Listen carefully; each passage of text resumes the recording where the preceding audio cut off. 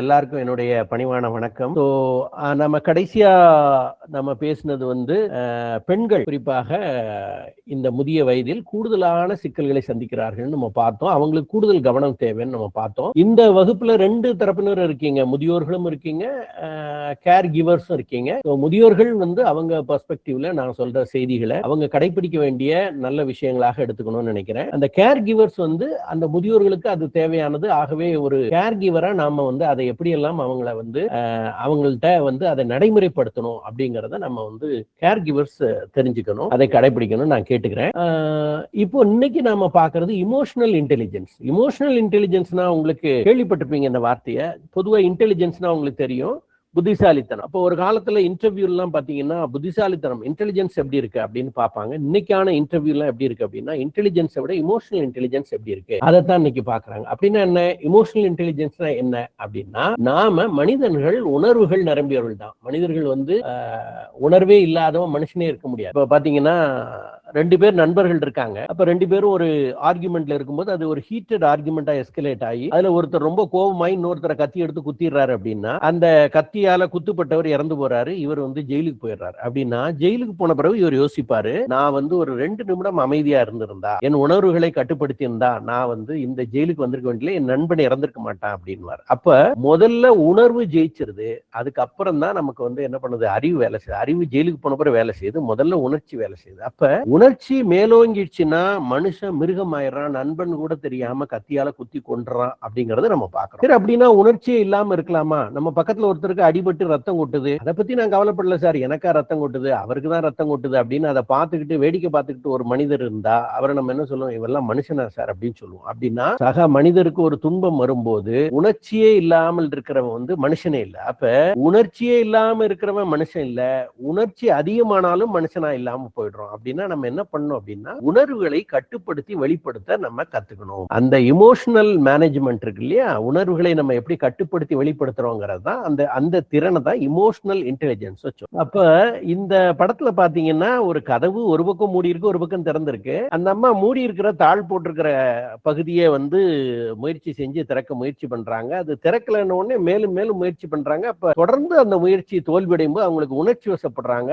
அவங்க வந்து கொஞ்சம் அப்நார்மலா பிஹேவ் பண்றாங்க. ஆனா பக்கத்துல ஒருத்தர் திறந்திருக்கிற பக்கம் திறந்துட்டு எளிதாக உள்ள போறாரு. அப்ப இதுல இருந்து என்ன தெரியுதுன்னா, நாம ஒரு இயலாமையின் உச்சநிலை வரும்போது கோபத்துக்கு ஆளாகிறோம், உணர்ச்சி வசப்படுறோம். இப்ப நம்ம திறக்க முயற்சி பண்றாங்க, திறக்க முடியலங்கிறப்ப அவங்களுக்கு ஒரு இயலாமை வருது. எப்பவுமே இந்த கோபம் எப்ப வரும் அப்படின்னா இயலாமையின் உச்சநிலை. அப்ப இந்த இயலாமையின் உச்சநிலையில் அவங்க கோபத்துல அந்த கதவை மேலும் மேலும் ஆட்டுறாங்க, ஆனா அதனால எந்த பயனும் இல்லை. அப்ப கொஞ்சம் அறிவுபூர்வமாக யோசிச்சு அந்த மறுபகுதியை தள்ளி இருந்தாங்கன்னா அவங்களுக்கு கதவு திறக்கப்பட்டிருக்கும். ஆனா அந்த அறிவுபூர்வமான சிந்தனை ஏன் அவங்களுக்கு வரலன்னா அவங்க உணர்ச்சியினுடைய உச்ச நிலைக்கு போயிட்டாங்க. இயலாமையினுடைய உச்ச நிலை அவங்களுக்கு உணர்ச்சியை வந்து கோபமாக மாற்றி அந்த கோபம் உச்சத்துக்கு போகும்போது அவங்களுக்கு எந்த ஒரு சிந்தனையும் இல்லாத ஒரு சூழ்நிலை வந்துருச்சு. ஆகவே உணர்ச்சியால உந்தப்படும் போது நம்ம வந்து அறிவை இழக்கிறோங்கிறத நம்ம புரிஞ்சுக்கணும். அப்போ இந்த உணர்ச்சியை வந்து நாம எப்படி மேனேஜ் பண்றது அப்படின்னா, ஸ்டீஃபன் கவே அப்படின்னு ஒரு பெரிய சைக்காலஜிஸ்ட், அவர் என்ன சொல்றாரு அப்படின்னா 90-10 பிரின்சிபிள் அப்படின்னு ஒண்ணு சொல்றாரு. அப்படின்னா என்ன, 90-10 கோட்பாடுன்னா என்ன அப்படின்னா,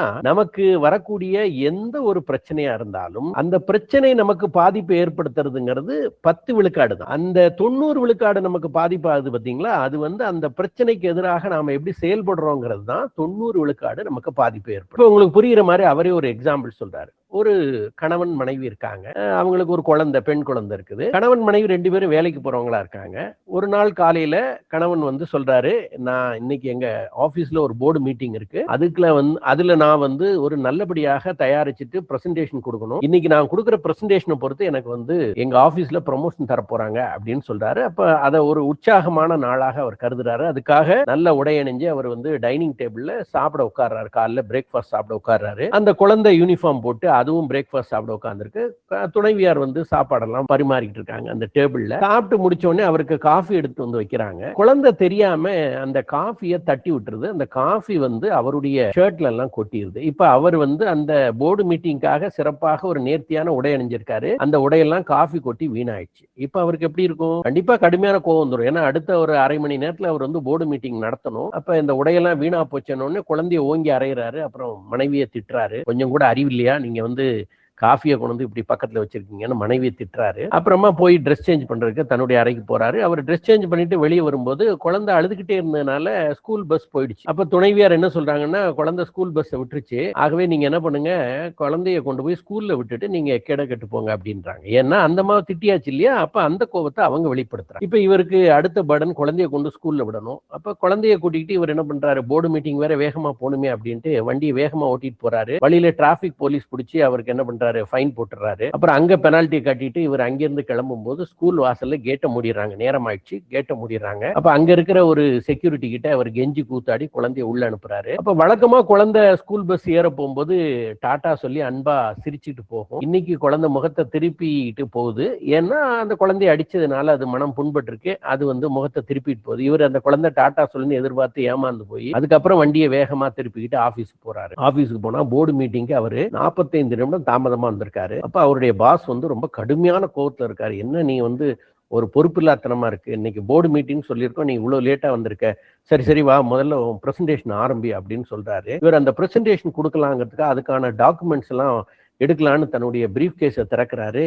அன்பார்ச்சுனேட்லி அதெல்லாம் வீட்டில் விட்டு வந்திருக்காரு. இப்போ என்ன ஆச்சு அப்படின்னா, லெஃப்ட் அண்ட் ரைட் அவரை வாங்குன்னு வாங்கி அவரை டீப்ரமோட் பண்ணிட்டாங்க. அவரை பணி இறக்கம் பண்ணிட்டாங்க. அப்ப அவரு ரொம்ப நொந்து போயிடுறாரு. சாயந்தரம் அவர் அலுவலகம் முடிச்சு வீட்டுக்கு வராரு. வீட்டுல மனைவி ஒரு பக்கம் முகத்தை தூக்கி வச்சிட்டு இருக்காங்க, குழந்தை ஒரு பக்கம் முகத்தை தூக்கி வச்சிட்டு இருக்கு. ஏன்னா 2 பேரையும் காலில் காயப்படுத்தி இருக்கும். இவர் ஏற்கனவே ஒரு பனிஷ்மெண்ட், ஒரு டீப்ரமோஷன் வாங்கிட்டு வீட்டுக்கு வராரு. வீட்டு சூழல் இப்படி இருக்கும், அவருக்கு மனசு உடைஞ்சு போகுது, ரொம்ப இறுக்கமாயிடுறாரு. அப்ப இதுல இந்த ஒரு சூழலுக்கு, இந்த டேமேஜுக்கு யார் காரணம்? மனைவியா, கணவனா, இல்ல இந்த காஃபியை தட்டி விட்ட குழந்தையா, இல்ல இந்த பாழா போன காஃபியா அப்படின்னு நம்ம ஆராய்ச்சி பண்ணோம்னா இது எதுவுமே காரணம் இல்ல. இந்த காஃபி கொட்டினதுங்கிறது ஒரு 10% தான் டேமேஜ். அதுக்கு இவர் ரியாக்ட் பண்ணதுதான் 90% டேமேஜை கொண்டு வருது. இப்ப பாருங்க, அந்த கேஸ் ஸ்டடியை நம்ம வேறு விதமா பார்ப்போம். காஃபி கொட்டிடுது. காஃபி கொட்டினோடனே குழந்தை காஃபியை கொட்டிட்டோமே அப்படின்னு ரொம்ப வருத்தத்தோட பயந்து போய் அப்பாவை பார்க்குது. உடனே அந்த அப்பா சொல்றாரு, ஒன்னும் கவலைப்படாதம்மா, தெரியாம தானே கொட்டினேன், இனிமே நீ கேர்ஃபுல்லா இருக்கணும் அப்படின்னு தட்டி கொடுத்துட்டு, அப்பா வேற ட்ரெஸ் சேஞ்ச் பண்ணிக்கிறேன் அப்படின்னு சொல்லி அவர் ட்ரெஸ் சேஞ்ச் பண்ணிட்டு வராரு. அப்ப மனைவியும்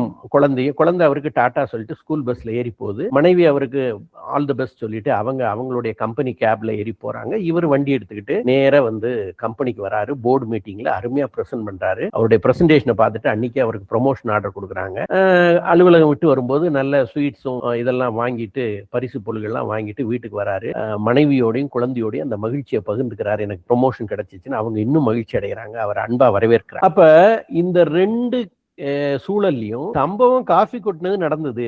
ஆனால் அந்த டேமேஜ் முதல் சூழல்ல ரொம்ப மோசமாகவும், 2வது சூழல்ல அந்த பாதிப்பு இல்லாதாவும் ஆச்சு. அப்படின்னா அப்ப அந்த காஃபி கொட்டினதுங்கிறது 10% தான் தப்பு, அல்லது 10% தான் அதோட டேமேஜ். ஆனா அதுக்கு இவர் ரியாக்ட் பண்ணதுதான் 90% டேமேஜை கொண்டு வருது. அப்ப என்ன புரிஞ்சுக்கணும்னா, நாம் உணர்ச்சி வசப்படும் போது செய்கிற செயல்கள், சொல்லுகிற வார்த்தைகள் மிகப்பெரிய காயத்தை, மிகப்பெரிய ஆபத்தை ஏற்படுத்தும் அப்படிங்கிறத நம்ம புரிஞ்சுக்கணும். அந்த நேரத்துல நம்ம பயன்படுத்துற வார்த்தைகள் மற்றவருடைய மனசை காயப்படுத்தும். நம்ம செய்யற செயல் மிகப்பெரிய ஆபத்து உண்டு பண்ணும். அப்படின்னா உணர்வுபூர்வமாக நம்ம எந்த ஒரு முடிவையும் எடுக்கக்கூடாது. உணர்வுபூர்வமாக நம்ம எந்த ஒரு வார்த்தையும் பேசக்கூடாது. அப்படின்னா என்ன பண்றது? அப்ப நாம சுவிட்ச் போட்ட உடனே லைட் எரியிற மாதிரி நம்ம உணர்ச்சியை அப்படியே கட்டுப்படுத்தி நம்ம வச்சுக்கிறதுக்கு நம்ம என்ன மனுஷனா என்ன அப்படிங்கிற கேள்வி நமக்குள்ள வரும். அப்ப மனிதன், நான் ஏற்கனவே சொன்ன மாதிரி, உணர்வுகள் நிரம்பியவர் தான். ஆனா அந்த உணர்வுகளை கட்டுப்படுத்தி நிர்வகிக்கிறதுல தான் அந்த மனிதனுடைய வெற்றி இருக்கு. அப்ப நாம எங்கேயோ ஒரு இடத்துல உணர்ச்சி வசப்படுறோம்னா, நான் சொன்ன உளவியல் உண்மையை புரிஞ்சுங்க. நமக்கு எப்பெல்லாம் கோபம் வரும் அப்படின்னா, இயலாமையின் உச்ச நிலையில நமக்கு கோபம். இப்ப நான் என்னுடைய பையனுக்கு ஒரு கணக்கு பாடம் சொல்லித்தரேன்னு வச்சுங்களேன். அப்ப நான் எனக்கு தெரிஞ்ச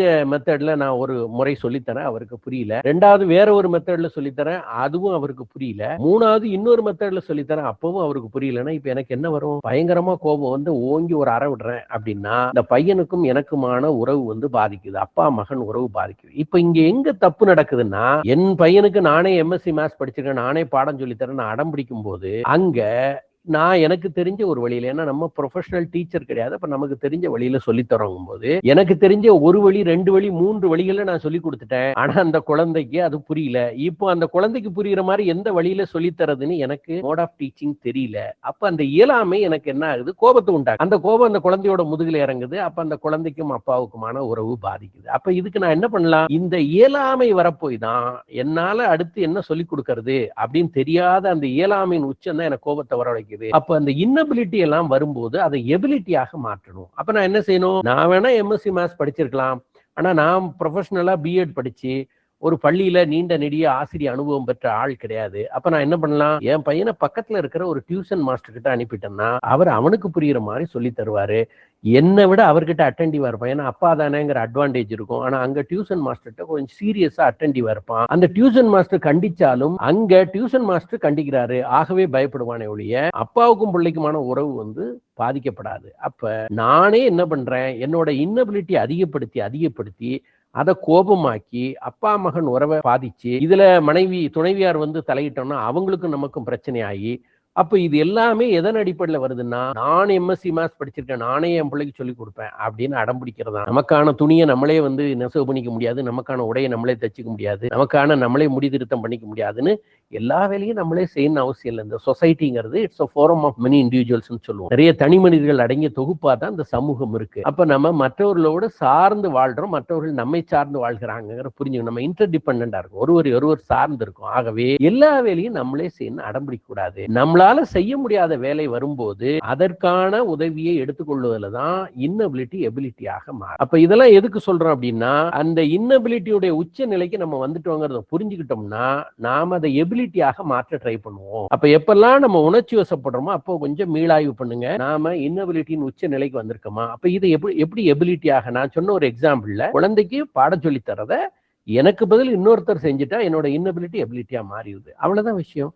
அதே மாதிரி நீங்க எந்த ஒரு செயல் எடுத்தாலும் அதுல ஒரு இன்னபிலிட்டி வருதா, அதை உளவியல் ரீதியா எபிலிட்டியா அப்படி மாற்றலாம். அப்படி நீங்க பாத்தீங்கன்னா இந்த உணர்ச்சி வயப்படுகிற கோபப்படுகிற சூழல் தவிர்க்கப்படும். அதையும் மீறி உணர்ச்சி வசப்படும் போது நீங்க ஒரு பாட்டில் தண்ணீர் எடுத்து மடமடன்னு குடிச்சீங்கன்னா, அப்போ நான் சொல்ற பாட்டில் தண்ணிங்கிறது பச்சை தண்ணியை சொல்றேன். ஏன்னா இன்னைக்கு பாட்டில் தண்ணின்னா மக்கள் தவறாக புரிந்து கொள்ளக்கூடிய ஒரு சூழல் இருக்கு. ஏன்னா இன்னைக்கு குடிக்கிற மக்களை மது பிரியர்கள் தான் கூப்பிடணுங்கலாம் இன்னைக்கு மக்கள் பெருவாரியா பேசிட்டு இருக்காங்க. அப்போ அதை நம்ம தெளிவா சொல்ல வேண்டியிருக்கு. அப்போ ஒரு பாட்டில் பச்சை தண்ணி எடுத்து நம்ம குடிக்கும் போது அந்த தண்ணீரை குடிக்கிற நேரத்தில் நம்ம உடல் குளிர்ச்சி அடையும். அந்த நேரத்தில் நம்ம மைண்ட் டிஸ்ட்ராக்ட் ஆகும்போது நம்ம அந்த பிரச்சனையில இருந்து கொஞ்சம் விடுபட்டு விலகி வரும்போது மனசு கொஞ்சம் அமைதி அடையும். அந்த பிரச்சனையில நமக்கு ஒரு சின்ன ஆர்குமெண்ட்ல நம்ம அந்த மாதிரி ஒரு எமோஷனல் ஆயிருக்கோம் அப்படின்னா, யார் கூட நம்ம ஒரு ஆர்குமெண்ட்டை பண்ணிட்டு இருக்கோமோ அப்ப ஒரு சின்ன கலந்துரையாடலை ஆரம்பிச்சு அது ஒரு விவாதமாகி அது ஒரு ஹீட்டட் ஆர்குமெண்டா எஸ்கலேட் ஆகும்போது நம்ம அந்த இடத்துல என்ன சொல்லலாம்னா, ஸ்டாப் பண்ணுவோம். இன்னைக்கு நம்ம 2 பேருமே சூடா இருக்கும், இன்னைக்கு இதை பேச வேண்டாம், நாம நாளைக்கு இதை பேசுவோம். இல்ல நம்ம கொஞ்சம் கூல் ஆயிட்டு 2-3 நாள் கழிச்சு பேசுவோம். அப்ப பிரச்சனையை தள்ளி போடும்போது 2-3 நாட்கள் கழித்து அந்த பிரச்சனையை பேசும்போது இன்னைக்கு இருந்த தீவிரத்தன்மையும் கோபமும் அன்னைக்கு இருக்காது. அப்ப ஒரு பிரச்சனையை சூடா இருக்கும்போது தொடர்ந்து விவாதிச்சுக்கிட்டே இருந்தோம்னா, கணவன் மனைவியே வச்சுங்களேன், அந்த பிரச்சனையை முடிக்கிறத விட ஒருத்தர் முடிச்சிடுற சூழல் கூட வந்துடும். அப்ப நம்ம என்ன பண்ண வேண்டி இருக்குன்னா, பிரச்சனையை சூடாக இன்னைக்கே முடிச்சிடணும்னு இல்லாம அதை ஆற போட்டு சரியான தருணத்தில் முடிக்கணும் அப்படிங்கிற ஒரு சூழலுக்கு வரணும். அது வரைக்கும் அந்த பொறுமையை, பிரச்சனையை நாளைக்கோ நாளன்னைக்கோ பேசி முடிக்கிற வரைக்கும் நம்ம பொறுமையாக இருக்கணும். நாம எப்பெல்லாம் உணர்ச்சி வசப்படுறோமோ கோவப்படுறோமோ அப்பெல்லாம் கவுண்ட் டவுன் சொல்லுவோம். அப்ப நீங்க 100 இருந்து என்ன பண்ணும், 100, 99, 98, 97 நீங்க மனசுக்குள்ள கவுண்ட் பண்ண ஆரம்பிச்சிட்டீங்கன்னா அது 0க்கு வரும்போது உங்க கோபமும் குறைஞ்சிருக்கும். ஏன் கவுண்ட் டவுன் பண்றோம், கவுண்ட் அப் பண்ணாம? இப்போ 1, 2, 3 100 என்றது ஈஸி, நீங்க ஈஸியா எண்ணிடுவீங்க. ஆனா 100ல இருந்து கவுண்ட் டவுன் பண்ணும்போது உங்க மனசு பூரா அங்க கவுண்ட் டவுன் பண்றதுல கவனம் செலுத்த ஆரம்பிச்சிடும். அப்ப இந்த கோபத்துல இருந்து நீங்க விலகிடுவீங்க. ஒரு கவனச்சிதறல் தான், வேற ஒண்ணும் இல்லை. அப்போ உங்களை முற்றிலும் அந்த சூழல்ல இருந்து வேறுபடுத்தணும் அப்படிங்கும் போது இந்த கவுண்ட் டவுன்ங்கிறது ஒரு நல்ல வழி. கணவன் மனைவிக்குள்ளே ஒரு சின்ன கோபதாபம் வந்துருச்சு, ஒரு ஆர்குமெண்ட் வந்துருச்சு அப்படின்னா அது ரொம்ப சீரியஸா போயிட்டு இருக்கு, எஸ்கலேட் ஆயிட்டு இருக்குன்னா, கணவர் கொஞ்சம் சட்டையை மாட்டிட்டு சந்தைக்கு போயிட்டு வரேன்னு வெளியில போயிட்டாருன்னா அப்ப அவர் 1 மணி நேரம் கழித்து வரும்போது அதே அளவு கோபமும் ஒரு ஹீட்டான ஒரு சூழலும் இருக்கு, அது குறைஞ்சிருக்கும். இந்த மாதிரி இந்த இமோஷன்ஸை நம்ம சரியாக ஹேண்டில் பண்ண கத்துக்கணும். ஏன் இந்த இமோஷன்ஸை நம்ம சரியா ஹேண்டில் பண்ண கத்துக்கணும் அப்படின்னா, பெரியவர்கள் தரப்புல சொன்னேன், முதியோர்களுடைய பிரச்சனை என்னன்னா, முதியோர்களுக்கு ஒரு தாழ்வு மனப்பான்மை இருக்கு. நான் செல்லா காசு ஆயிட்டேன், என்னால உடல் ரீதியா இயலாம இருக்கு, மன ரீதியா இயலாம இருக்கு, சமூக ரீதியா எனக்கு கம்பானியன்ஷிப் இல்லை, இப்படி பல குறைகள் அவங்களுக்கு இருக்கு. அப்ப நான் ஏற்கனவே சொல்லியிருக்கேன், வழக்கமாக 6:30 மணிக்கு காஃபி கிடைக்கும், இன்னைக்கு 6:35 காஃபி கிடைச்சா கூட அந்த முதியோருடைய மனநிலை என்ன இருக்குன்னா, நேத்து வரைக்கும் நான் கெஸ்டட் ஆபீசரா இருந்தேன், எனக்கு சரியான நேரத்துக்கு காஃபி கொடுத்தாங்க, இன்னைக்கு பாருங்க நான் ரிட்டையர் ஆனவனே ஒரு காஃபி கூட லேட்டா தான் தராங்க. அப்போ இது அவருடைய இயலாமை. நான் இன்னைக்கு செல்லா காசு, நான் ஒரு ஏர்னிங் மெம்பர் கிடையாது, நான் ஒரு ஆபீசர் கிடையாது, நான் வெறும் செல்லா காசு அப்படிங்கிற அந்த இன்ஃபீரியாரிட்டி காம்ப்ளெக்ஸ் அவருக்கு ஒரு இயலாமை உருவாக்கி, ஆகவே எனக்கான மரியாதையை நான் தேடணும்னா நான் இங்க ஷவுட்டிங் பண்ணணும், நான் வந்து கத்துனாதான் அட்டென்ஷன் சீக்கிங் இங்க வந்து எனக்கான விஷயங்கள் கிடைக்கும்னு அவர் என்ன பண்றாரு, கத்த ஆரம்பிச்சிடறாரு. அப்ப இந்த இயலாமை உச்சநிலைக்கு போறதான காரணம். அப்ப முதியோர்கள் சீனியர் சிட்டிசன் என்ன பண்ணணும்னா, ஏற்கனவே நான் சொல்லியிருக்கேன், நீங்க எந்த வகையிலும் யாருக்கும் குறைவானவர் இல்லை. முதிய இளைஞர் அப்படிதான் உங்களை சொல்லணும். நீங்க மிகப்பெரிய அசட், இந்த சமூகத்துக்கு மிகப்பெரிய அசட் அப்படின்னு. அப்ப இந்த இயலாமையின் உச்சநிலை தான் நமக்கு வந்து கோபத்தை உருவாக்குங்கிற இந்த பெரியவர்கள் புரிஞ்சுக்கணும். ஏன் இயலாமைக்கு போறீங்க? இந்த இன்ஃபீரியாரிட்டி காம்ப்ளெக்ஸ். நம்ம செல்லா காசு, நீங்க செல்லா காசு இல்லை, நீங்க வேல்யூபிள் அசட். உங்களுடைய அனுபவம் என்பது மிகச்சிறந்த சொத்து. அதை அடையணும்னா, ஒரு 60 வயது முதியோருடைய அனுபவத்தை அடையணும்னா ஒரு இளைஞனுக்கு 60 வருஷம் காத்திருக்கணும், ஒரு குழந்தை 60 வருஷம் காத்திருக்கணும். அப்ப அவ்வளவு பெரிய சொத்து. அதை வைத்து நீங்க இந்த சமூகத்தை வழிகாட்டுறீங்க. நீங்க இது வரைக்கும் வயிற்றுக்காக வேலை செஞ்ச, இனிமே சமூகத்துக்காக வேலை செய்ய போறீங்க. இப்படியான பெருமிதத்தோடு நீங்க இருந்தீங்கன்னா உங்களுக்கு அந்த இயலாமை வராது. அந்த இன்ஃபீரியாரிட்டி காம்ப்ளெக்ஸ் வரலன்னா இயலாமை வராது. அப்ப இன்னைக்கு காஃபி தாமதமா கிடைக்குன்னா இயல்பாக பால் தாமதமா வந்திருக்கலாம், இல்ல வேற ஏதாவது வீட்டுல துணைவியார் உடல்நிலை சரியில்லாம இருக்கலாம், ஏதோ ஒரு காரணம் இருக்கக்கூடும் அப்படின்னு நீங்க வந்து நம்புறதுக்கு வாய்ப்பு இருக்கு. அப்ப பெரியவர்கள் தரப்புல அந்த இன்ஃபீரியாரிட்டி காம்ப்ளெக்ஸை விட்டுட்டு அந்த இன்னபிலிட்டியை எபிலிட்டியா மாற்றிக்கணும். நாம கேர் கிவர்ஸ் என்ன அடிப்படையில் இந்த இமோஷன்ஸை புரிஞ்சுக்கணும், இந்த இமோஷனல் பேலன்ஸை நீங்க வச்சுக்கணும் அப்படின்னா, முதியோர்கள் வந்து நான் சொன்ன மாதிரி நம்ம என்னதான் சொன்னாலும் அவங்க வந்து சொன்னதே சொல்வது, அவங்களுடைய இதை வலியுறுத்திக்கிட்டே இருக்கிறது, அவங்களுடைய சின்ன சின்ன வழிகளை பெருசாக்குறது எல்லாம் அட்டென்ஷன் சீக்கிங் சொல்லுவோம். அவங்களுக்கான கவனிப்பில்லை அப்படிங்கிறத கிட்டத்தட்ட அந்த முதிய பருவங்கிறது இன்னொரு குழந்தை பருவம்னு சொல்லுவோம். இப்ப இந்த குழந்தைகள் எப்படி வயிறு பசிச்சுன்னா அழுகுதோ, ஏன் அழுகுது? அம்மாவுடைய கவனத்தை ஈர்க்கணும், அழுதாதான் அம்மாவுடைய கவனத்தை ஈர்க்க முடியும், அப்பதான் அம்மா பால் கொடுப்பாங்க. சோ இது போல இந்த பெரியவர்கள் அந்த முதிய வயதில் தங்களுக்கான ஒரு கவனிப்பு இல்லைங்கிறப்பதான் இந்த மாதிரி விஷயங்களை அடிக்கடி பேசிக்கிட்டே இருக்கிறது, குறை சொல்லிக்கிட்டே இருக்கிறது, கோவப்படுறது, இதெல்லாம் பண்றாங்க. அப்ப அவங்க அது மாதிரி பண்ணும்போது கண்டிப்பாக இந்த கேர் கிவர்ஸ்க்கு ஒரு நாள் இல்லாட்டி ஒரு நாள் கோபம் வரதுக்கு வாய்ப்பு இருக்கு. ஏன்னா என்ன இப்படி பேசுறாங்க, நம்ம இவ்வளவு சர்வீஸ் பண்ணிட்டு இருக்கோம், ஏன் இவ்வளவு கோவப்படுறாங்க அப்படின்னா, நீங்க என்ன புரிஞ்சுக்கணும்னா, அவங்களை உங்களுக்கு சமமான ஒரு நபராக, உங்களுடைய போட்டியாளராக, உங்க எதிரியாக கருதக்கூடாது. அவங்க வந்து வாழ்க்கையை முடிச்சுட்டு அவங்களுடைய முதிய வயதுல இயலாமையின் உச்சத்துல இருக்காங்க. ஆகவே அவங்க சில விஷயங்கள் உங்களுக்கு அது நியாயம் இல்லைன்னு தோணினாலும் கூட அவங்க பார்வையிலிருந்து பார்த்தா, இப்போ உதாரணமா காஃபி 5 நிமிடம் லேட்டா கொடுத்ததுக்கு இவ்வளவு கத்தல் தேவையா அப்படின்னு நீங்க நினைக்க கூடும். ஆனா ஒரு உளவியலாளரா நாங்க எப்படி பாக்குறோம்னா, அது வெறும் மேட்டர் ஆஃப் காஃபி இல்ல, அது வந்து அந்த தனி மனிதருடைய செல்ஃப் எஸ்டீமை டேமேஜ் பண்ணுது, நான் செல்லா காசுன்னு அவருக்கு உணர்த்துது. அந்த வலியை தான் அவர் வந்து கத்தன் மூலமாக வெளிப்படுத்துறார். அப்படிதான் நம்ம பார்க்கணும். அப்ப முதியவர்களை கையாளும் போது நாம நம்முடைய இமோஷன்ஸை கையாள கத்துக்கணும். அந்த இமோஷனல் பேலன்ஸ் இருந்தா மட்டும்தான் நாம முதியோர்களோடு பயணிக்க முடியும். எப்படி குழந்தைகளை கையாளும் போது குழந்தைங்க ரொம்ப ரகலை பண்ணுவாங்க, சேட்டை பண்ணுவாங்க. அப்ப குழந்தைங்களை அடிச்சுக்கிட்டே இருந்தோம்னா, பனிஷ்மெண்ட் கொடுத்துக்கிட்டே இருந்தோம்னா குழந்தைக்கும் பெற்றோர்களுக்குமான உறவு கெட்டு போயிடும். அப்ப குழந்தைகளை நர்ச்சரிங்னு சொல்லுவோம். நர்ச்சரிங் பண்றது என்ன? பேணி வளர்க்கிற. அது போல பெரியோர்களையும் நர்ச்சரிங் தான் பண்ணணும். அப்ப அதுக்கு நீங்க உங்க இமோஷன்ஸை பேலன்ஸ்டா. அப்புறம் எம்பத்தின்னு ஒரு விஷயம் இருக்கு. எம்பத்தினா என்ன அப்படின்னா, சிம்பத்தினா நீங்க கேள்விப்பட்டிருப்பீங்க, ஒரு பரிவோடு இருக்கிறது, கருணையோடு இருக்கிறது அப்படின்னு உங்களுக்கு தெரியும். எம்பத்தினா என்ன அப்படின்னா, நாம பொதுவாக நம்ம இடத்துல இருந்து சிந்திக்க தான் பழக்கப்பட்டிருக்கோம். ஆனா எம்பத்தினா என்ன அப்படின்னா, அடுத்தவர் இடத்துல இருந்து சிந்திக்கிறது. பொதுவாக இப்ப நான் சொல்றேன்னு வச்சுங்களேன், எனக்கு ஒரு 20 வருஷம் நட்பு சார், என்னுடைய க்ளோஸ் ஃப்ரெண்டு. அப்படி ஒரு 20 வருஷம் நெருக்கமான நட்பு, அந்த நண்பன் என்ன பார்த்து இந்த மாதிரி ஒரு வார்த்தையை சொல்லிட்டான்னா என் மனசு எவ்வளவு பாடுபட்டிருக்கும் யோசிச்சு பாருங்க சார் அப்படின்னு நம்ம சொல்றோம். ஆனா என்னைக்காவது 20 வருஷம் க்ளோஸா இருந்த நண்பன் என்ன பார்த்து இந்த வார்த்தை சொல்லியிருக்கான்னா, நான் அவன் மனசை எவ்வளவு காயப்படுத்தி இருந்தா இந்த வார்த்தை சொல்லியிருப்பான் சார் அப்படின்னு நம்ம நினைச்சு பேசுறோமான்னா இல்லை. அப்படின்னா என்ன அர்த்தம்னா, ஹியூமன் டெண்டன்சி, மனித மனம் எப்படி இருக்குன்னா, தன்னுடைய இடத்துல இருந்து சிந்திக்க தான் பழகி இருக்கோம். நம்ம அடுத்தவர் இடத்துல இருந்து சிந்திக்க பழகணும்னா அது வந்து ரொம்ப சிறப்பாக உறவுகளை பேணுவதற்கு வசதியா இருக்கும். அதை வந்து எம்பத்தின்னு சொல்லுவோம். அந்த எம்பத்திங்கிறது ஒரு பெரிய லீடர்ஷிப் குவாலிட்டி. அதை வந்து கேர் கிவர்ஸ் கண்டிப்பா வச்சுக்கணும். ஏன்னா நீங்க ஹேண்டில் பண்ற நபர்கள் யார் அப்படின்னா, அவங்க வந்து கேர் தேவைப்படுகிற நபர்கள். அவங்க வந்து கிட்டத்தட்ட விக்டிம்ஸ். அவங்க வந்து ஒரு பலிகடா இருக்காங்க, முதுமையில பலிகடா இருக்காங்க. அவங்களுக்கு பல்வேறு பேரியர்ஸ் இருக்கு. எனக்கு வந்து இயலாமை இருக்கு, உடல் ரீதியான இயலாமை, மன ரீதியான இயலாமை, கம்பானியன்ஷிப் இல்ல, பணம் இல்லை, இப்படி பல்வேறு இயலாமைகள்ல இருக்காங்க. அப்ப அவங்கள கேர் எடுக்கும் போது அவங்களுடைய இடத்துல இருந்து நீங்க அவங்கள புரிஞ்சுக்கணும். என்ன ஒரு சின்ன விஷயத்துக்கு இவ்வளவு கத்துறாருன்னு நினைக்காம, அது அவங்களுக்கு எவ்வளவு வலியை ஏற்படுத்தி இருந்தா இவ்வளவு கத்துவாருன்னு நீங்க கொஞ்சம் புரிஞ்சுக்கிட்டா அந்த எம்பத்தியோடு நீங்க அவங்களை அணுகுனீங்கன்னா நீங்க கொடுக்குற கேர் அவங்கள சரியாக குணப்படுத்தி அவங்கள மோட்டிவேட் பண்ணி அவங்கள ரொம்ப எனர்ஜைஸ் பண்ணிடும் அப்படிங்கிறது மாற்று கருத்து இல்ல. ஒரு சின்ன வீடியோ நம்ம பார்க்கலாம். இந்த காட்சியை பாத்தீங்கன்னா ஒரு ஆட்டோக்காரர் சவாரி செய்யறவருக்கும் நடக்கிற உரையாடல் அது. அப்ப ஒரு பிச்சைக்காரர் பிச்சை எடுக்கும் போது தன்னுடைய உடல் ஊனத்தை காமிச்சு அவர் பிச்சை எடுக்கிறாரு. இவர் பிச்சை போட மறுக்கிறார் ஆட்டோ டிரைவர். அப்ப அந்த சவாரி செய்யறவர் அந்த பயணி என்ன நினைக்கிறாருன்னா, அந்த ஆட்டோக்காரன் ரொம்ப கஞ்ச பிசுனாரியா இருப்பான் போல் இருக்கு, ஒரு தான தர்மமே பண்ண மாட்டான் போல் இருக்கு அப்படின்னு அவரை ஏன்பா ஒரு இவ்வளவு காசு போட்டா குறைஞ்சிருவியா அப்படின்லாம் திட்டுறாரு. அப்புறமா இறங்கி போகும்போது தான் பாக்குறாரு அவரும் ஒரு மாற்றுத்திறனாளி அப்படின்னு. அப்ப ஆட்டோக்காரர் பணம் கொடுக்காத காரணம், பிச்சை போடாத காரணம் பணம் இல்லாததோ அல்லது கஞ்ச பிசுனாரியா அவர் இருக்கிறதோ அல்ல. அப்ப அவர் என்ன நினைக்கிறாருன்னா, நானும் ஒரு மாற்றுத்திறனாளி, நீயும் ஒரு மாற்றுத்திறனாளி, நான் இந்த மாற்றுத்திறனாளிங்கிறத தாண்டி நான் உழைச்சி பிழைக்கிறேன். அப்ப மாற்றுத்திறனாளியால என்ன செய்ய முடியுமோ அதை செய்யணும். அதை விட்டுட்டு பிச்சை எடுப்பதுங்கிறது மாற்றுத்திறனாளிகளை கேவலப்படுத்துறது. அந்த வேலை நீ செய்யற,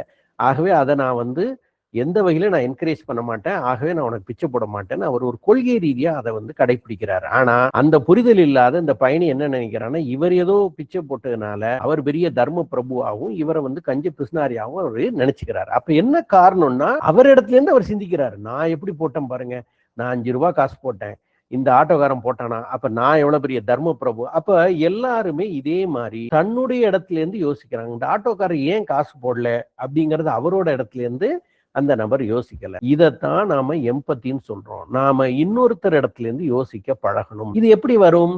பிராக்டிஸ் மேக்ஸ் பர்ஃபெக்ஷன் சொல்லுவோம்.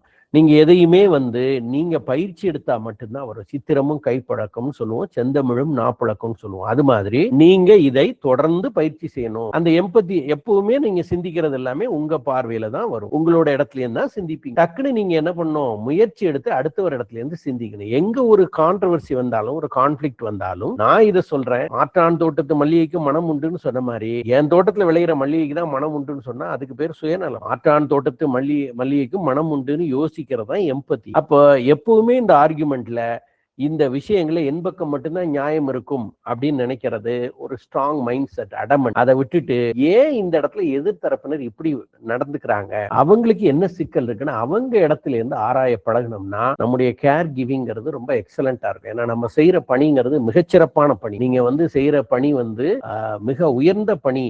அந்த உலகத்துல யாரும் செய்ய முடியாத ஒரு பணியை நீங்க செய்றீங்க. முதியோர்களை பாதுகாக்கிறதுங்கிறது ஒரு சாதாரண விஷயம் இல்ல. மிகச்சிறந்த பொறுமையும் அர்ப்பணிப்பும் உள்ளவர்கள் தான் அதை செய்ய முடியும். அப்ப அந்த எம்பத்தி இருந்துன்னா உங்களுடைய பணி இன்னும் சிறப்பாக.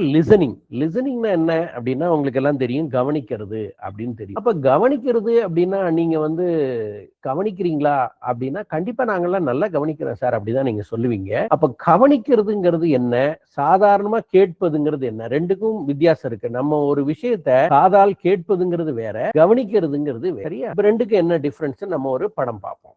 இப்ப இந்த காட்சியை பாத்தீங்கன்னா, இப்போ இவர் ஒரு விஷயம் சொல்ல வராரு, அந்த அம்மா அதுக்கு பதிலுக்கு ஒரு ரியாக்ஷன் கொடுக்குறாங்க. இப்ப இவர் என்ன சொன்னாரோ அதை அவங்க கேட்டாங்க. ஆனா இது லிசனிங் ஆனா இல்ல. அவர் என்ன சொன்னாரு, லெட்டர் அப்படின்னு சொன்னாரு. உடனே அவங்க லவ் லெட்டரான்னு கேட்டாங்க, ஆமான்னு சொன்னாரு. அவ்வளவுதான், அவங்க கத்த ஆரம்பிச்சிட்டாங்க. அப்ப அவங்கள பொறுத்த வரைக்கும் என்ன முடிவுக்கு வந்துட்டாங்கன்னா, இதை ப்ரிஜுடிஸ்ன்னு சொல்லுவோம், ஒரு முன்முடிவுன்னு சொல்லுவோம். ஒரு பையன் ஒரு பொண்ணுகிட்ட லெட்டர் கொடுத்தான்னா அது லவ் லெட்டரா தான் இருக்கக்கூடும், அந்த லவ் லெட்டர் அவன் அவளுக்கு எழுதினா தான் இருக்கக்கூடும் அப்படின்னு அவங்க ஒரு முடிவு எடுத்துட்டாங்க. அந்த ப்ரிஜுடிஸ்ல அவரை திட்ட ஆரம்பிச்சிட்டாங்க. ஆனா உண்மை என்ன, அவனுடைய நண்பன் இந்த அம்மாவுடைய தோழிக்கு கொடுக்க வேண்டிய காதல் கடிதத்தை இந்த அம்மா மூலமா கொடுக்கறதுக்கு அவர் வராரு. அப்ப என்ன காரணம்னா, லிசனிங்கிறது முதல்ல எதிராளி என்ன சொல்ல வராருன்னு நாம மனம் திறந்து கேட்கறதா லிசனிங். இப்ப இந்த அம்மா ஒரு ஸ்ட்ராங் மைண்ட் செட் வச்சுட்டு இவர் எனக்கு தான் லவ் லெட்டர் கொடுக்குறான்னு ஒரு மைண்ட் செட் வச்சுட்டு அதை கேட்கிறாங்கன்னா அதுக்கு பேர் கவனிக்கிறது இல்ல, அது வெறுமனே கேட்கறது. அப்ப லிசனிங்கிறது என்னன்னா, நாம எந்த ஒரு விஷயத்தையும் முன்முடிவு பண்ணிக்கிட்டு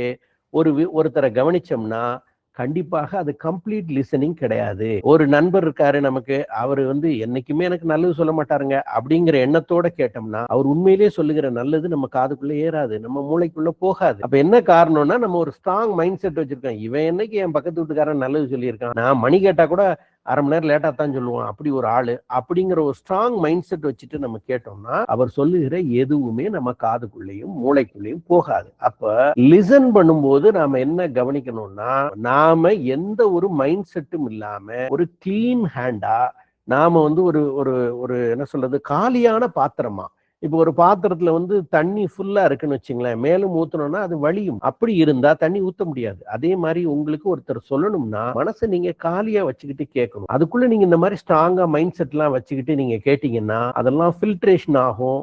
அவங்க சொன்ன சரியான வார்த்தைகள் உங்களுக்கு கம்யூனிகேட் ஆகாது. அப்ப லிசனிங் என்பது ஒரு கலை. அதுல நாம வந்து எதிராளிய ஆழ்ந்து கவனிக்கணும், அவருடைய பாடி லாங்குவேஜை கவனிக்கணும், அவருடைய வாய்ஸ் மாடுலேஷனை கவனிக்கணும். பாருங்க, இப்ப நான் வந்து ஒருத்தர் வந்து என்னுடைய பக்கத்து வீட்டுக்காரர் இருக்காரு. அவர் வந்து உடல்நிலை சரியில்லாம இருக்காருன்னு வச்சுங்களேன். அப்ப அவரை நான் சந்திக்கிறேன். உடல்நிலை சரியில்லாம இருந்து இப்பதான் கொஞ்சம் சீராகி வராருன்னா நான் அவரை கவனிக்கும் போது, என்னங்க ராமசாமி எப்படி இருக்கீங்க, உடம்பு எப்படி இருக்கு அப்படின்னு நான் கேட்கறேன்னா அதுக்கு என்ன பொருள்? அப்ப உங்களுடைய உடல்நிலை இப்ப சரியா இருக்கா அப்படின்னு நான் அக்கறையோட விசாரிக்கிறேன்னு அர்த்தம். நான் வந்து என்ன ராமசாமி உடம்பு எப்படி இருக்கு அப்படின்னு கேட்டேன்னா அவரை நான் மிரட்டுறேன்னு அர்த்தம். சரியா? அப்ப கம்யூனிகேஷன் பாருங்க, லிசன் பண்ணும்போது அவருடைய வாய்ஸ் மாடுலேஷன், அவருடைய பாடி லாங்குவேஜ், அவர் செய்யற சொல்லுகிற தொனி, இப்படி எல்லாத்தையும் கவனிச்சு உள்வாங்கினாதான் அந்த கம்யூனிகேஷன் நமக்கு கரெக்டா இருக்கும். ஆனா நாம ஒருத்தரை கவனிக்கிறேங்கிற பேர்ல நாம ஏற்கனவே ஃபில்ட்ரேஷன் எல்லாம் வச்சுக்கிட்டு நாம கவனிச்சோம்னா கண்டிப்பாக அது நமக்குள்ள போகாது.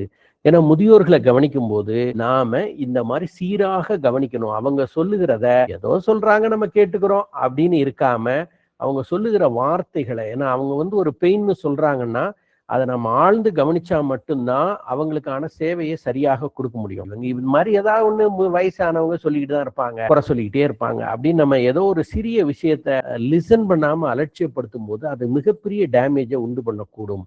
ஆகவே லிசனிங்கிறது ரொம்ப ரொம்ப ரொம்ப முக்கியமான ஒரு விஷயம். இன்னொரு படக்காட்சி கூட நம்ம இந்த லிசனிங் பத்தி பார்க்கலாம். பாத்தீங்கன்னா இதெல்லாம் நீங்க பல முறை பார்த்து ரசித்த காட்சியா இருந்தாலும் நகைச்சுவை காட்சியா இருந்தாலும் இதுல இருந்து நம்ம என்ன லேர்னிங் எடுக்க வேண்டியிருக்குன்னா, இதுல 2 பேரும் பேசுறாங்க ஆனா லிசனிங் இருக்கான்னா இல்ல.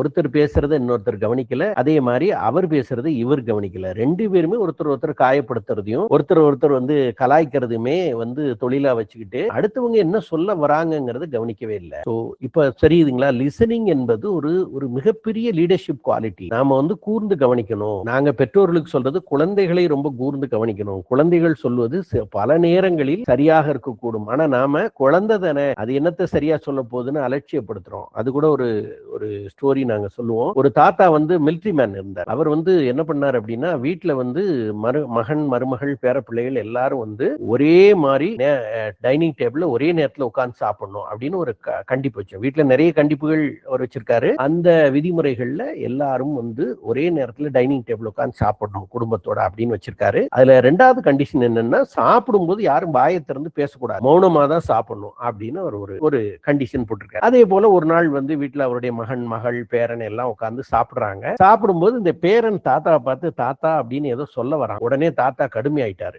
அவர் என்ன மிலிட்டரி மேன் இல்லையா, என்ன சொல்லி இருக்கிறேன், இந்த மாதிரி சாப்பிடும் போது எதையுமே பேசக்கூடாது, மௌனமா சாப்பிடுன்னு சொல்லியிருக்கனா இல்லையா, முதல்ல சாப்பிடு அப்படின்னு கண்டிக்கிறாரு. உடனே பேரன் அமைதியாயிட்டான். அப்புறமா சாப்பிட்டு கையை கழுவி டவல் எடுத்து கையை தொடச்சிக்கிட்டு அப்புறமா பேரனை கூப்பிடுறாரு. பேராண்டி, நீ ஏதோ சொல்ல வந்திய சாப்பிடும் போது அதை இப்ப சொல்லு. சாப்பிட்டு முடிச்சிட்டோம்ல, இப்ப சொல்லு. இல்ல அதை இப்ப சொல்லி பிரயோஜனம் இல்லை, நீங்க சாப்பிட்டு இந்த சாப்பாடுல ஒரு வண்டு விழுந்திருந்தது, அதைத்தான் நான் உங்களுக்கு சொல்ல வந்தேன், நீங்க அதெல்லாம் சேர்த்து சாப்பிட்டீங்க, இப்ப அதை சொல்லி பிரயோஜனம் இல்லைன்னு. அப்ப நாம இவன் ஏதோ உருப்படாத விஷயத்தை தான் சாப்பிடும் போது பேச போறான் அப்படின்னு அவர் ஒரு மைண்ட் செட் வச்சுக்கிட்டனால பேரன் சொல்ல வந்ததை கவனிக்கல. அப்ப நாம என்ன புரிஞ்சுக்கணும்னா, இந்த லிசனிங் என்பது ஒரு கலை. அதை வந்து மனம் திறந்து கேட்கணும், அவங்களுடைய பாடி லாங்குவேஜை கவனிக்கணும், வாய்ஸை கவனிக்கணும், மாடுலேஷனை கவனிக்கணும், யார் பேசுறாங்களோ அவங்களுடைய கண்களை பார்த்து கவனிக்கணும். நாம வேற எங்கேயோ பார்த்துட்டு கவனிச்சுட்டு இருக்கோம்னு வச்சுங்களேன், காதால நீங்க கேட்டுட்டு இருப்பீங்க. உதாரணமா பெரியவங்க ஏதோ ஒண்ணு சொல்றாங்க, உங்ககிட்ட சொல்லிட்டு இருக்காங்க, நீங்க வந்து காதால அதை கேட்டுக்கிட்டு தான் இருக்கீங்க. ஆனா வேற எங்கேயோ பார்த்துக்கிட்டு, உங்க மொபைல் பார்த்துக்கிட்டு, இல்ல வேற ஏதாவது டிவியை பார்த்துக்கிட்டு, இல்ல வேற ஏதோ ஒரு புத்தகத்தை படிச்சுக்கிட்டு கேட்டுட்டு இருந்தீங்கன்னா அது அவங்களுக்கு செய்யக்கூடிய மிகப்பெரிய அவமரியாதை. அப்ப அவங்க என்ன நினைச்சுப்பாங்கன்னா, இவங்க நான் பேசுறத கவனிக்கவே இல்லை, இவங்க வேற ஏதோ வேலை செய்யறாங்க. அப்ப ஒரு மனிதர் பேசுவதை கவனிக்காம நாம வேற ஏதோ ஒரு வேலை செய்யறோம், மொபைல் பார்த்துட்டு இருக்கோம்னா அதை விட மிகப்பெரிய அவமரியாதை ஒரு மனிதர் கிடையாது. அப்ப நீங்க லிசன் பண்றீங்கிறத அவருக்கு நீங்க கம்யூனிகேட் பண்ணணும். அது எப்ப பண்ண முடியும்? நீங்க அவருடைய கண்களோட கண்கள் வந்து ஐ கான்டாக்ட்னு சொல்லுவோம், அந்த கண்களோட கண்கள் வச்சு பார்த்து தான் நீங்க லிசன் பண்ணணும்.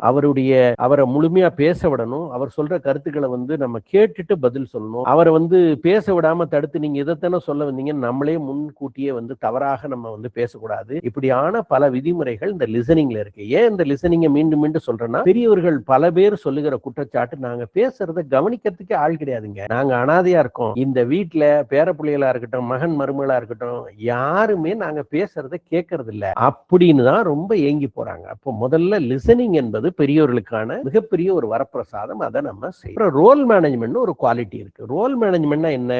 நாம அன்றாடம் நிறைய ரோல் பிளே பண்றோம். உதாரணமா நீங்க வந்து ஒரு ஒரு கணவர் இருக்காருன்னு வச்சுங்களேன். அவர் வீட்டுல வந்து கணவரா இருப்பாரு, அவருடைய பிள்ளைகளுக்கு அப்பாவா இருப்பாரு, அலுவலகத்துக்கு போனா அவர் வந்து ஒரு மேனேஜரா இருப்பாரு, அவருடைய பேரண்ட்ஸுக்கு அவர் வந்து மகனாக இருப்பாரு, அவருடைய சகோதரருக்கு சகோதரரா இருப்பாரு, நண்பருக்கு நண்பரா இருப்பாரு. இப்படி அவர் அன்றாடம் பல வேலைகள் செய்யறார். அப்ப இந்த ஒவ்வொரு வேலையும் ஒரு ரோல்னு வச்சுக்கலாம்னு வச்சுங்களேன். அப்போ ஒரு ஒரு மனிதர் ஒரு 10 ரோல் பிளே பண்றாருன்னு வச்சுங்களேன். அப்ப அந்த 10 ரோல்லையும் அவர் எப்படி சிறப்பாக நடக்கிறாருங்கிறது தான் அந்த ரோலை அவர் சிறப்பாக நிர்வகிக்கிறார், அந்த வேரியஸ் ரோல்ஸ் அவர் எப்படி மேனேஜ் பண்றாருங்கிற ஒரு குவாலிட்டி. அப்போ பொதுவாக என்ன நடக்கும்? நமக்கு வந்து ஒரு ரோல்ல நடக்கிற விஷயங்கள் இன்னொரு ரோலை பாதிக்கும். இப்போ உதாரணமா அலுவலகத்துல ஒரு மேனேஜரா இருக்காரு, அவருடைய மேலதிகாரி அவரை கண்ணாபின்னு கடுமையா திட்டாரு அப்படின்னா, அவர் வீட்டுக்கு வந்து அந்த சோர்வோடு வரும்போது வீட்டுல என்னங்க காஃபி தட்டுமான்னு மனைவி அன்பா கேட்டா, அதெல்லாம் ஒண்ணு வேணாம் அப்படின்னு கடுமையா அவர் பேசுறாருன்னா, இந்த அம்மா வந்து என்ன நான் கேட்டேன், இந்த ஆள் இப்படி எரிஞ்சு விட்டாரு அப்படின்னு அவர் மேல கோவப்படுறாங்க. அப்ப என்ன காரணம்? வீட்டுக்கு வந்து இவர் ஒரு கணவராக மாறல, இன்னும் அந்த மேனேஜராவே அந்த நடந்த விஷயங்களே நினைச்சுக்கிட்டு இருக்காரு. அப்ப இவரால அந்த ரோலை நிர்வகிக்க முடியல. நான் கம்பெனில நான் மேனேஜர், இப்ப நான் வீட்டுக்கு வந்தாச்சுன்னா அன்பான கணவர், அன்பான அப்பா அப்படிங்கறத இவர் மறந்துட்டு இன்னும் மேனேஜராவே வாழ்றாரு. இதனால என்ன ஆகுதுன்னா கணவன் மனைவி உறவு பாதிக்குது. ஒரு ஒரு சின்ன நகைச்சுவையான ஒரு சம்பவம் நாங்க சொல்லுவோம். ஒரு அரசு அதிகாரி இருந்தாரு, அவரை வந்து நான் கெசட்டட் ரேங்க்ல இருந்தாரு. அப்படியே அவருக்கு வந்து ஒரு நீண்ட நாள் கனவு என்னன்னா, நான் ஒரு கெஸ்டட் ஆபீசரா. கெஸ்டட் ஆபீசர்னா என்ன உங்களுக்கு தெரியும்? அவர் வந்து பச்சை மயில கையெழுத்து போடுவார், அந்த மாதிரியான அதிகாரி. அப்ப இவருக்கு நீண்ட நாள் கனவு, நான் வந்து ஒரு கெஸ்டட் ஆபீசரா ப்ரமோஷன் வாங்கி. ஒரு நாள் அந்த கனவு நிறைவேறிச்சு. அவருக்கு கெஸ்டட் ஆபீசரா ப்ரமோட் பண்ணி ஆர்டர் கொடுத்துட்டாங்க. இவருக்கு தலகால் புரியல, நேர வீட்டுக்கு ஓடி வந்தாரு. பார், நான் இன்னையில இருந்து எங்க ஆபீஸ்ல நான் வந்து கெஸ்டட் ஆபீசர். எங்க ஆபீஸ்ல எந்த ஃபைல் மூவ் ஆகணும்னாலும் நான் பச்சை மயில கையெழுத்து போட்டு அப்ரூவ் பண்ண பிறகுதான் மூவ் ஆகும். இனிமே வீட்லயும் நீங்க எனக்கு அந்த மரியாதையை கொடுத்தாகணும். என்ன செய்வேன்னா, வீட்டுல ஒரு டேபிள் சேர் வச்சு ஃபைல்ஸ் வச்சிருக்கேன், A4 சைஸ் பேப்பர்லாம் வச்சிருக்கேன். நீங்க என்ன என்கிட்ட இனிமே கேட்கணும்னாலும் வாயை திறந்து கேட்க கூடாது. என்ன பண்ணணும்? அந்த வெள்ளை பேப்பர் எடுத்து ஒரு மனு எழுதணும். மனு எழுதி டேபிள்ல என் பார்வைக்கு வைக்கணும். அதை நான் படிச்சு பார்த்துட்டு பச்சை மயில கையெழுத்து போட்ட பிறகு நம்ம வீட்டுல எதையுமே செயல்படுத்தணும். இது இன்னையில இருந்து நான் போடுற கண்டிஷன் அப்படின்னு அவர் சொன்னார். இப்ப இந்த அம்மாக்கு என்ன செய்யறதுன்னு தெரியல. ஏன்னா லூசா இருந்தாலும் புருஷனாச்சே, என்ன பண்றது, வேற வழி இல்லைன்ட்டு இந்த அம்மா சரிங்கன்னு சொல்லிடுறாங்க. ஒரு நாள் ஞாயிற்றுக்கிழமை இந்த அம்மா ஒரு மனு எழுதுறாங்க. இன்று ஞாயிற்றுக்கிழமை குழந்தைகள் பக்கோடா சாப்பிட ஆசைப்படுகிறார்கள், ஆகவே பக்கோடா தயாரிப்பதற்கு 500 ரூபாய் பணம் தேவைப்படுகிறது அப்படின்னு ஒரு மனு எழுதி அவர் டேபிள் சேர்ல உட்கார்ந்துருக்காரு. அவருடைய ஃபைல்ல வச்சுட்டு இவங்க அந்த அனுமதிக்காக காத்திருக்காங்க. இவர் அந்த ஃபைல் எடுத்து பார்த்தாரு, மனுவை படிச்சாரு, இந்த அம்மாவை பார்த்தாரு, உற்று பார்த்தாரு. அந்த பச்சைமை பேனாவை எடுத்து, நம்மை போன்ற நடுத்தர வர்க்கத்தினருக்கு பக்கோடா சாப்பிடுவதற்கு ரூபாய் 500 என்பது அதிகம் என கருதி இந்த மனு நிராகரிக்கப்படுகிறதுன்னு எழுதிட்டார். இந்த அம்மா கொஞ்சம் கடுப்பாச்சு, இருந்தாலும் வேற வழி இல்லை, நான் ஏற்கனவே சொன்னதுதான், லூசா இருந்தாலும் புருஷனாச்சு, இதை கட்டிட்டோம், வேற என்ன பண்றது அப்படின்னு சொல்லிட்டு இந்த அம்மா சமாதானம் ஆயிட்டாங்க.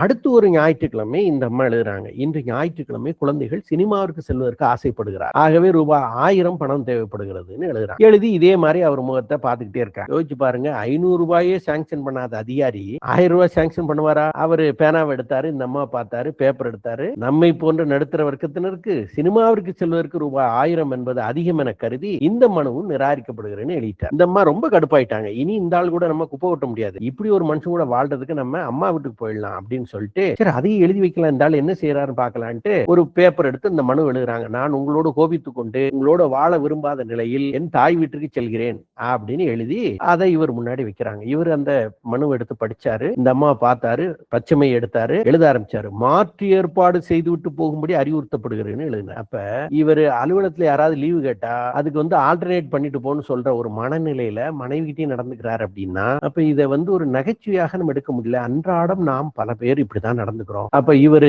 அலுவலகத்துல ஒரு கெஸ்டட் ஆபீசர் கெத்துன்னா, அதை வந்து அலுவலகத்திலே கெஸ்டட் ஆபீசருக்கு எல்லாம் கெத்து எல்லாம் கிடையாது. எந்த கெஸ்டட் ஆபீசருக்கு மரியாதை என்ன அப்படின்னா, ஒரு பழமொழி சொல்லுவாங்க, கலெக்டர் வீட்டுல நாய் செத்து போனா 1000 பேர் வந்து நிப்பாங்க, கலெக்டரே செத்து போயிட்டா ஒருத்தனும் வர மாட்டான். ஏன்னா கலெக்டர் வீட்டுல நாய் செத்தா ஏன் 1000 பேர் வரான்னா, அவர் பதவியில இருக்காரு. அப்ப அவர் வீட்டு நாய் செத்து போனா நம்ம போய் நின்னோம்னா நம்ம அவர் பார்வையில படுவோம், நமக்கு வந்து சலுகையில் கிடைக்கும்னு வர்றாங்க. கலெக்டரே செத்து போன பிறகு எவனாவது வருவானா? அதே மாதிரி இந்த அரசு அதிகாரிகள் எல்லாம் ஏகப்பட்ட பந்தாவும் கெத்தும் எல்லாம் பண்ணி கடைசியில ரிட்டையர்மெண்ட்டுக்கு அப்புறம் இவங்களுடைய பென்ஷனுக்காக வேற ஏதோ தேவைக்காக அந்த அலுவலகத்துக்கு போனா செல்லா காசாக மதிக்கப்படுறாங்க. அப்ப இந்த அரசு அதிகாரிங்கிறது, அந்த கெத்துங்கிறது, கெஸ்டட் ஆபீசர்லாம் சும்மா பம்மாத்து வேலை. அது எப்போ சிறப்பாக இருக்கும் அப்படின்னா, இவர் ஒரு சிறப்பான அதிகாரியா இருந்து மக்கள் சேவையை சிறப்பா பண்ணியிருந்தாருன்னா என்னைக்கு போனாலும் மக்கள் வந்து அவரை மதிப்பாங்க. ஏன்னா அவர் நேர்மையான அதிகாரி, எல்லாரோடையும் அன்பா பழகுவார் அப்படின்னு. அதை விட்டுட்டு இந்த மாதிரி கெத்து காமிக்கிற அதிகாரிகளுக்கு எந்த ஒரு மரியாதையும் எப்பவும் இருக்காது. அது ஒரு பக்கம் இருக்கட்டும். ஆனா வீட்லயும் இவர் தன்னை ஒரு கெஸ்டட் ஆபீசராகவே கருதி மனைவி கிட்டையும் பிள்ளைகிட்டையும் இவர் இந்த மாதிரியே நடந்துகிட்டு இருந்தாருன்னா, அப்ப பிள்ளைகளுக்கு அன்பான அப்பா இல்ல,